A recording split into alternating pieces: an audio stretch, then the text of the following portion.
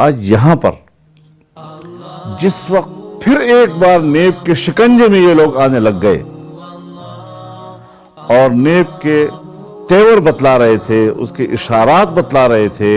کہ اب ان کے لوگ شکنجے میں آئیں گے، تو اس کے بعد اس سکینڈل کے ذریعے پھر اس نیب کا جو حشر نشر کیا ہے ان لوگوں نے، یہ بھی اب آپ دیکھ رہے ہیں کیا ہو رہا ہے ملک کے اندر۔ لہٰذا کریڈیبلٹی ختم ہو گئی ہے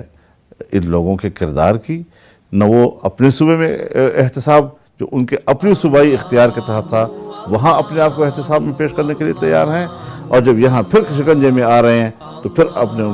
ان کی اخلاقی وجود کا ہی خاتمہ کر دیا ہے۔ لہٰذا ان اداروں کو فوری طور پر منجمد کر دینا چاہیے۔ آئینی ادارے آلریڈی موجود ہیں، عدالتیں موجود ہیں، تفتیشی ادارے موجود ہیں، FIA موجود ہے اور ایجنسیاں موجود ہیں، سارا عمل آئین کے تحت ہو سکتا ہے۔ پھر ایسا ادارہ کہ جس پر لوگوں کے تحفظات ہوں،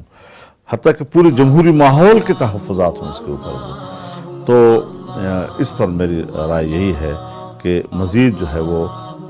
ملک کی معیشت کو تباہ نہ کیا جائے اور پیسے کو ذرا گردش میں آنے دیں، پیسے کو مارکیٹ میں آنے دیں۔ لوگ پیسہ باہر نکال رہے ہیں، تمام دفاتر جو ہیں وہ جام بیٹھے ہوئے ہیں، فائلیں جام بیٹھی ہوئی ہیں، اور بس ہم تو کرپشن کو ختم کر رہے ہیں، اور کرپشن کو ختم کرتے کرتے پتہ نہیں ملک کا کیا کر دیں گے وہ۔ اللہ اس ملک کی حفاظت فرمائے۔ تو یہ میرے تاثرات ہیں کہ